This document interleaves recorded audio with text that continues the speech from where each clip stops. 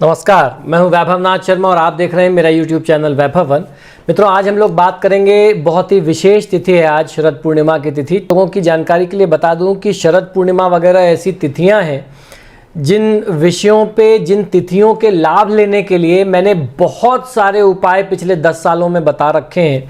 तो आप सभी लोगों से आग्रह करूंगा कि शरद पूर्णिमा के बाकी उपाय और लिंक्स जो हैं वो आपको यहाँ डिस्क्रिप्शन बॉक्स में मिल जाएंगे। शरद पूर्णिमा पर खीर का उपाय और प्रयोग जो है वो सबसे ज्यादा किया जाता है हर घर में। उसको कैसे करना है और उसका फायदा कैसे आपको मिले, उसका इंपॉर्टेंस, उसका लाभ, उसका महत्व क्या है, वो सारी जानकारी यहाँ डिस्क्रिप्शन बॉक्स में मिलेगी। तो इस वीडियो को देखने के साथ साथ उन लिंक्स को भी जरूर ध्यान दीजिएगा, उनको आप मिस मत करिएगा। शरद पूर्णिमा पर भगवान चंद्रमा को प्रसन्न करने के लिए, मां लक्ष्मी की कृपा प्राप्त करने के लिए, कुबेर देवता की कृपा प्राप्त करने के लिए किस प्रकार से, कौन से मंत्रों का जाप आपको करना चाहिए जिससे आप लक्ष्मी और कुबेर देवता का आकर्षण कर सकते हैं। शरद पूर्णिमा पर मां लक्ष्मी और चंद्रमा की आराधना करना बहुत ही शुभ माना गया है। चंद्र देवता की शुभ किरणें जब आंगन में बिखरने लगती हैं तब बरसती है धन दौलत और मिलती है दिव्य लक्ष्मी की कृपा, यानी मां लक्ष्मी का दिव्य आशीर्वाद उस समय आपको प्राप्त होता है। शरद पूर्णिमा की रात में की गई चंद्रमा पूजन और आराधना से साल भर के लिए लक्ष्मी और कुबेर देवता की कृपा प्राप्त होती है। इसके अलावा मनोबल में वृद्धि, स्मरण शक्ति में बढ़ोतरी, अस्थमा से छुटकारा, गृह बाधा से निवारण, घर में दरिद्रता भगाने जैसे समस्या का समाधान मिल जाता है। तो शरद पूर्णिमा की रात्रि में मां लक्ष्मी की साधना आपको किस मंत्र से करनी चाहिए? मां लक्ष्मी की साधना के लिए यह विशेष मंत्र है, ओम श्रीं ह्रीं श्रीं कमले कमलालय प्रसीद प्रसीद श्रीं ह्रीं श्रीं महालक्ष्मी नमः। मंत्र पुनः एक बार सुन लीजिए, वैसे ये मंत्र आपको यहाँ डिस्क्रिप्शन बॉक्स में भी मिल जाएगा।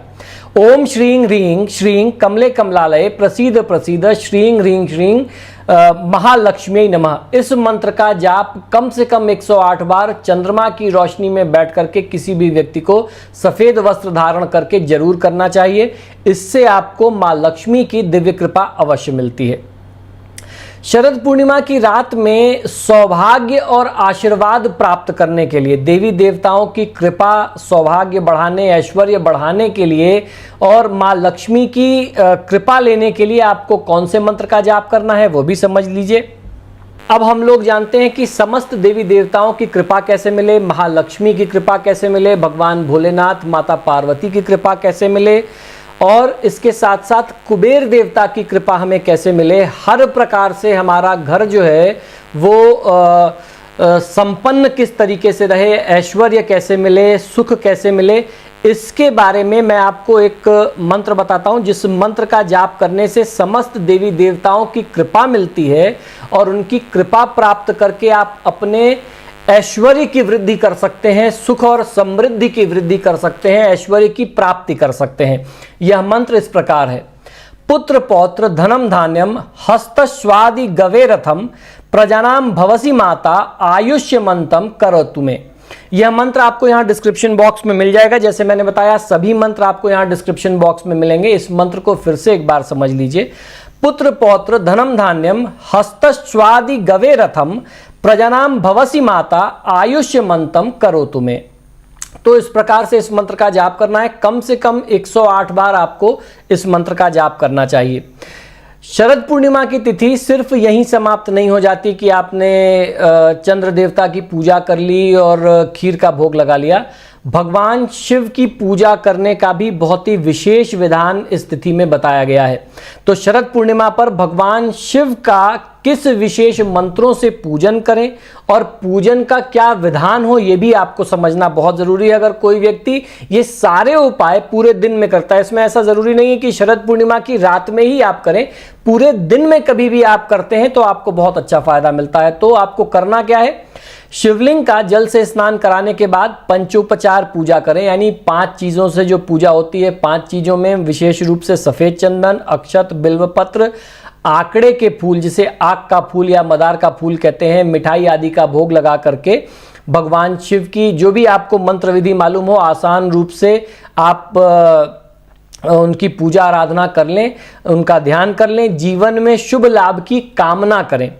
और उसके साथ साथ अब जो मैं विशेष मंत्र बताऊं उस मंत्र का ध्यान करते हुए मृत्यु भय, दरिद्रता, रुपए पैसे की हानि से रक्षा करने के लिए आप भगवान से प्रार्थना करते हुए आपको इस मंत्र से भगवान शिव की पूजा अवश्य करनी चाहिए। अगर आप कर सकते हो तो वहां बैठ करके कम से कम 11 बार, 21 बार, 51 बार इस मंत्र का उच्चारण करके हर प्रकार के भय से, चाहे वो मृत्यु भय हो, रुपए पैसे के नुकसान की स्थिति हो, व्यापारिक नुकसान की स्थिति हो, उससे खुद को बचाने के लिए, अपने परिवार को बचाने के लिए आपको महादेव से और शिव परिवार से प्रार्थना करनी चाहिए। ये मंत्र की स्तुति इस प्रकार है। पंचवक्त्र कराग्रे स्वैदर्श भीश्चैव धारयन् अभयम प्रसादम शक्तिम शूलम खड्वांगमीश्वरः दक्षय करैवा मकैश्च भुजंग चाक्ष सूत्रकम डमरूकम नीलोत्पलम बीज पूरक मुक्तमम। इस प्रकार से आपको इस मंत्र का जाप करना चाहिए। इस मंत्र के जाप करने से कहते हैं कि मृत्यु भय, दरिद्रता, रुपए पैसे की हानि या किसी भी प्रकार की हानि से महादेव स्वयं रक्षा करते हैं। एक बार पुनः आप सुन लीजिए।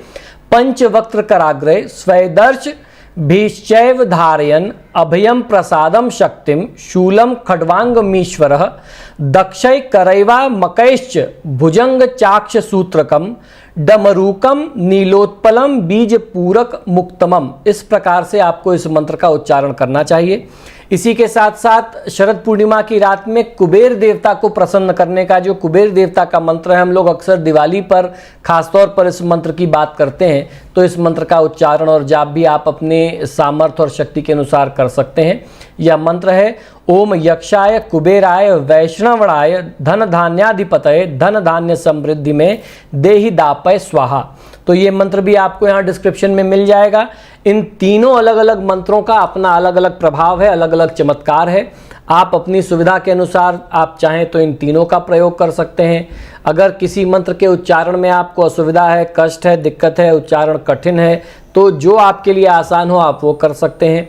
कुछ न कर पाएँ तो महालक्ष्मी जी को प्रसन्न करने के लिए लक्ष्मी सूक्त, श्री सूक्त, कनकधारा स्तोत्र या लक्ष्मी चालीसा आदि का पाठ कर लें। ओम नमः शिवाय मंत्र का जाप कर लें।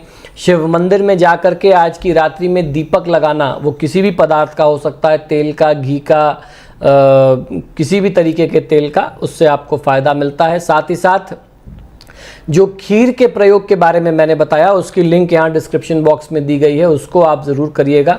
वो आपके लिए ही नहीं पूरे परिवार के लिए ही बहुत ही कल्याणकारी और आरोग्यदायक माना गया है।